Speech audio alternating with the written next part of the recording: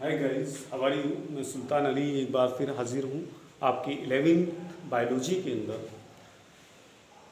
तो देखिए भाई, यहाँ पर आज का जो तो चैप्टर है आपका चैप्टर नंबर 4 है। तो इसका नाम जो है वो है प्राणी जगत। क्या है? प्राणी जगत। ठीक है भाई, या इसको बोलते हैं एनिमल किंगडम। क्या बोलते हैं इसको? Animal kingdom. ठीक है भाई, ये हमारा क्या है, ये हमारा आज का टॉपिक है एनिमल किंगडम। तो एनिमल किंगडम में देखिए आपको यहाँ पर प्राणी जगत, इसके अंदर जो आज टॉपिक चलेगा वो टॉपिक चलेगा आपका, क्या टॉपिक है आपका? संघ पोरीफेरा। यानी इसके अंदर प्राणियों को बांटा है संघों के अंदर। संघों में यानी फाइलम, पोरीफेरा। तो पोरीफेरा में क्या होता है? पोरी जो है ये वर्ड हमारा पोरीफेरा यानी फेरल यानी जंतु, और पोर मिश्र छिद्र वाले यानी ऐसे जंतु जो छिद्र युक्त होते हैं। ठीक है, उसके अंदर संघ पोरीफेरा में ऐसे जीवधारियों को रखा गया है जिनके शरीर में क्या होता है? छिद्र होते हैं। क्या होते हैं भाई? छिद्र होते हैं। ठीक है भाई, तो ये है आपका। इसमें देखिए मैंने एक डायग्राम बनाया है यहाँ पर। वो डायग्राम जो है क्या है? ये वाला डायग्राम है। ये हमारा साइक्लोन या साइफा। ठीक है, इसमें देखिए इस डायग्राम में छोटे छोटे छिद्र होते हैं, बहुत ही सूक्ष्म छिद्र होते हैं ये वाले। ठीक है, और यहाँ पर जो है इसमें कई भुजाएं हैं ये। तो ये क्या होता है? इसमें से पानी की धारें होती हैं, वो पानी जो होता है इन छिद्रों से माध्यम से जाता है। देखिए कैसे छिद्र होते हैं मैं आपको बता देता हूँ। जिस तरीके से ये भी एक हमारा आर्टिफिशियल क्या है? स्पंज है। इसके अंदर भी क्या है? छोटे छोटे छिद्र हैं।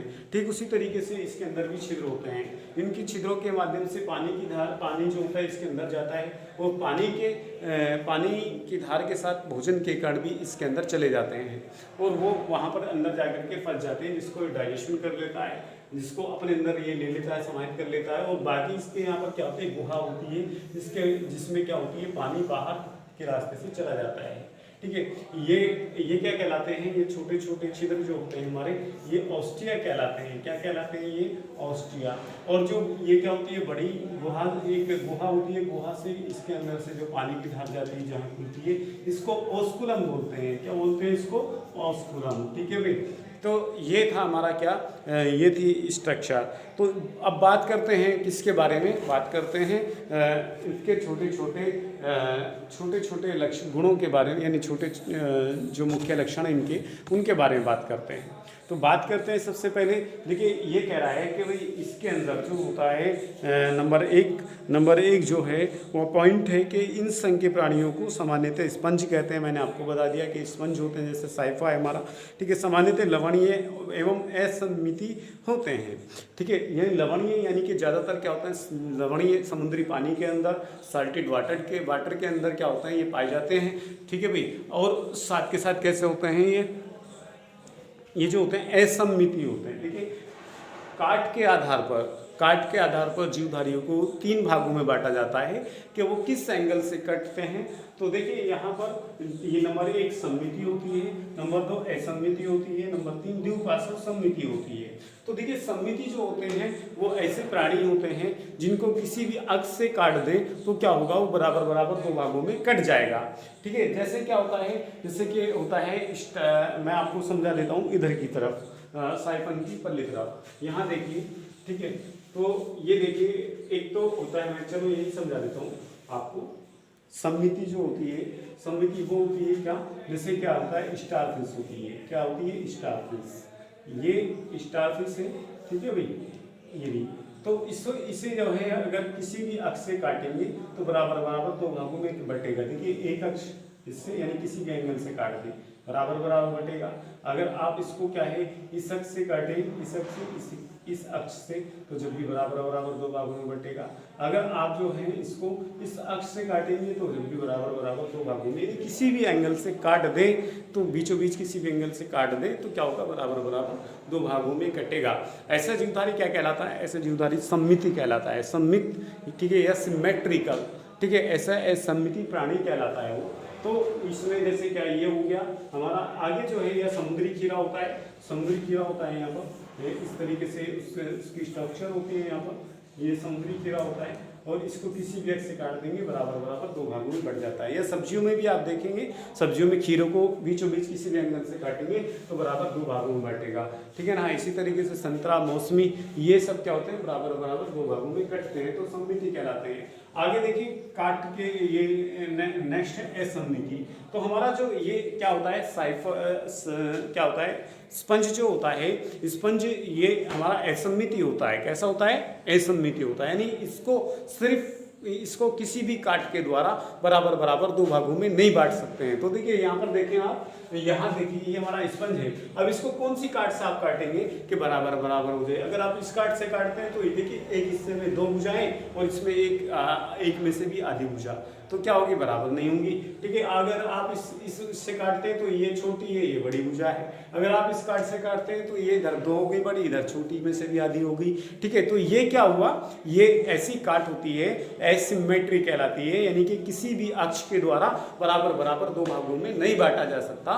तो ये क्या कहलाते हैं, ये कहलाते हैं हमारे क्या, ये कहलाते हैं एसिमेट्री। क्या कहलाते हैं, एसिमेट्री या असम्मति, ठीक है। नेक्स्ट जो है हमारा द्विपार्श्व सममिति। द्विपार्श्व सममिति जो होता है ये ऐसी काट होती है जिसमें सिर्फ एक ही अक्ष के द्वारा, एक ही एंगल के द्वारा क्या किया जा सकता है, उसको जो है एक काट के द्वारा सिर्फ दो भागों में बांटा जा सकता है। जैसे क्या होता है, मनुष्य की बॉडी है, हमारी बॉडी है, हमारी जो है एक काट बीचों बीच, एक आंख इधर, एक आंख इधर, एक नथना इधर, एक नथना इधर, एक हाथ इधर, एक हाथ इधर, इस तरह से एक टांग इधर, एक टांग इधर, बीच में से क्या होता है, एक काटी जा सकती है, ठीक है। अगर कोई ऐसी आड़ी काट दे तो क्या होगा, ऊपर सिर होता है, नीचे पैर होते हैं, बराबर बराबर अंग नहीं बढ़ सकते हैं, बराबर बराबर पार्ट नहीं बढ़ सकते हैं। तो ये क्या कहलाता है, ये एक काट ऐसे जीवधारी को कहलाते हैं द्विपार्श्व सममिति, यानी हम भी कैसे हैं, द्विपार्श्व सममित प्राणी हैं, ठीक है। तो इसमें क्या होता है, जैसे छिपकली हो गया, मनुष्य हो गया, कुत्ता हो गया, बंदर हो गया, खरगोश हो गया, जितने भी स्तनधारी हैं, जितने भी पक्षी हैं, जितने भी क्या हैं हमारे रेप्टाइल्स हैं, तो वो क्या होते हैं, द्विपार्श्व सममिति के ही होते हैं, काट वाले होते हैं। तो ये तो था आपका काट के बारे में। पहला पॉइंट था कि भाई ये असम्मिति होते हैं, मैंने आपको बता दिया है। आगे कह रहा है कि ये सब आद्य बहुकोशिक प्राणी हैं। आद्य बहुकोशिक प्राणी यानी कि ये प्राचीन काल से ही, पुराने समय से ही बहुकोशिके जीवधारी होते हैं, ठीक है। एक कोशिकाएं नहीं होते जिसमें बहुत सारी कोशिकाएं होती हैं। इनका शरीर संगठन कोशिकीय स्तर का है, यानी इसके अंदर जो होती है कोशिकाएं वर्क करती हैं, अलग अलग कोशिकाएं अलग अलग कार्य करती हैं, ऊतक नहीं होते हैं इसमें। ये नहीं कि बहुत सारी कोशिकाएं मिल करके ऊतक का निर्माण कर दें, ऐसा नहीं होता है, बल्कि कोशिका क्या करती है, अलग अलग कार्य करती है। तो ऐसे स्तर को बोलते हैं, ऐसे प्राणियों को क्या बोलते हैं हम, कोशिकीय स्तर, ठीक है। तो ये प्राणी जो होते हैं कोशिकीय स्तर के प्राणी होता है, ठीक है भाई। नेक्स्ट क्या कह रहा है, स्पंजों में जल परिवहन तथा नालतंत्र पाया जाता है। इसमें मैंने आपको बताया कि स्पंजों में क्या होता है, जल परिवहन। मैंने आपको बताया कि यहाँ छिद्रों से जल जाता है और यहाँ पर क्या होता है, एक गुहा होती है जिसे नालतंत्र, तो यहाँ पर ये नालतंत्र होता है, ठीक है। पानी जाता है ऑस्टिया से और ऑस्कुलम से बाहर हो जाता है, ऑस्टिया कौन से ये छिद्र है और ऑस्कुलम बाहर निकल जाता है वहाँ पर, तो ये नालतंत्र पाया जाता है इसमें, ठीक है भाई। आगे देखिए, जल सूक्ष्म रंध्र ओस्टिया द्वारा शरीर के केंद्रीय स्पंज गुहा में प्रवेश करता है, मैंने आपको बता दिया है, ठीक है। तथा बड़े रंध्र ऑस्कुलम द्वारा बाहर निकलता है, ये भी मैंने आपको बता दिया है, ठीक है भाई। आगे क्या कह रहा है, जल परिवहन का ये रास्ता भोजन जमा करने, श्वसन अपशिष्ट पदार्थों को शरीर करने में सहायक होता है। यानी ये कह रहा है कि भाई ये जो रास्ते होते हैं यहाँ से क्या होता है, पानी जो होता है इसके अंदर एंटर करता है और एंटर करता है तो बाहर निकलता है और फिर क्या होता है, इसके माध्यम से क्या होता है, भोजन के कारण जल, ठीक है, श्वसन की क्रियाएं इसी के माध्यम से होती है, ठीक है भाई। ये होता है उत्सर्जन की क्रिया भी। आगे क्या कह रहा है, अपशिष्ट पदार्थों को बाहर निकालने की क्रिया भी मतलब इनके द्वारा ही होती है। ये कह रहा है कि इसमें कोएनोसाइट्स या कोरल कोशिकाएं जो होती हैं वो स्पंज गुहा तथा नालतंत्र को गुहा जो बनाती है वो ये जो गुहा होती है बीचों बीच इसमें, तो वो क्या होती है, कोएनोसाइट्स सेल्स होती हैं जो इसका निर्माण करती हैं, ठीक है, उसको स्तरित करती हैं। आगे कह रहा है, कोशिकाओं में पाचन होता है, कंकाल शरीर को आधार प्रदान करता है, अंतरा कोशिक, यानी कि ये कह रहा है कि कोशिकाओं के अंदर पाचन होता है और अंदर वाली जो कोशिका होती है वो कंकाल की तरह कार्य करती हैं, उसे मजबूती प्रदान करती हैं, ठीक है भाई। आगे कह रहा है स्पंज प्राणी में नर तथा मादा पृथक नहीं होते, यानी कि इसमें क्या होता है मेल और फीमेल अलग नहीं होते, बल्कि ये क्या होते हैं वे उभयलिंगाश्री होते हैं, यानी कि दोनों ही लिंग एक जीवधारी के अंदर पाए जाते हैं। यानी कि उभयलिंगाश्री कहते हैं ऐसे जीवधारी जिसमें क्या होता है, जिसमें दोनों लिंग मेल पार्ट्स और फीमेल पार्ट्स एक ही जीवधारी के अंदर पाया जाता है, तो उसे क्या बोलते हैं, हम उसे बोलते हैं बाइसेक्सुअल। ये ठीक है, बाइसेक्सुअल यानी कि उभयलिंगाश्री प्राणी, ठीक है। तो ये होता है। आगे कह रहा है अंडे तथा शुक्राणु दोनों एक द्वारा ही बनाए जाते हैं, यानी कि अंडे भी बनते हैं भाई, मेल के फीमेल के अंदर अंडे बनेंगे और फीमेल के अंदर क्या बनेंगे, फीमेल के अंदर अंडे बनेंगे और मेल के अंदर स्पर्म बनेंगे।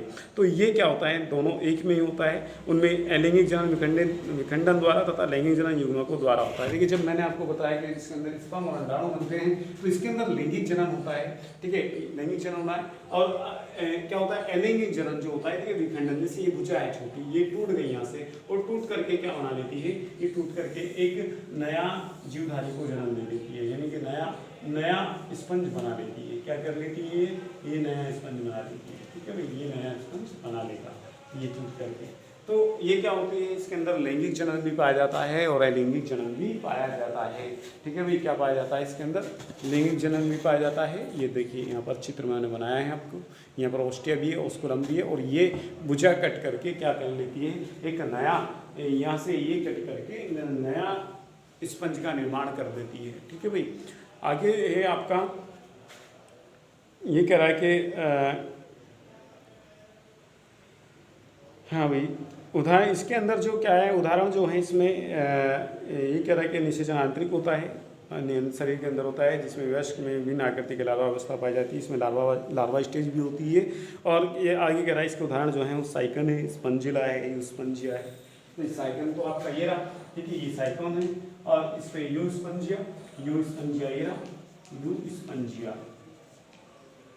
स्पंजिया, ठीक है भाई, ये स्पंजिया हो गया। और स्पंजिला एक अन्य जीवधारी है इसी का ही, ठीक है भाई। तो ये था आपका क्या, ये था आपका संघ पोरीफेरा।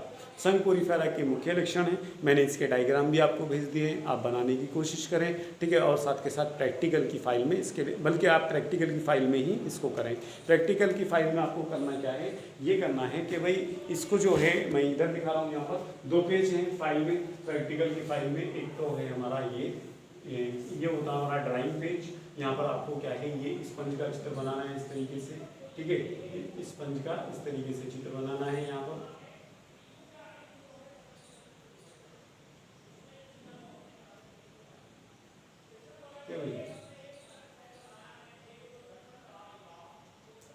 ये ठीक है, ये हो गया, यहाँ बार साफ साफ चित्र बना लेना है। और दूसरे पेज जो इधर होता है फाइल में, यहाँ पर आपको क्या करना है, उसका यहाँ तो आपको क्लासिफिकेशन लिखना है, और यहाँ क्लासिफिकेशन लिखना है, और यहाँ पर इसके मुख्य लक्षण लिखने हैं। क्या लिखने हैं, इसके मुख्य लक्षण जो उनसे मैंने आपको यहाँ पर भेजे हैं, नंबर 1, नंबर 2, नंबर 3, नंबर 4, इस तरीके से।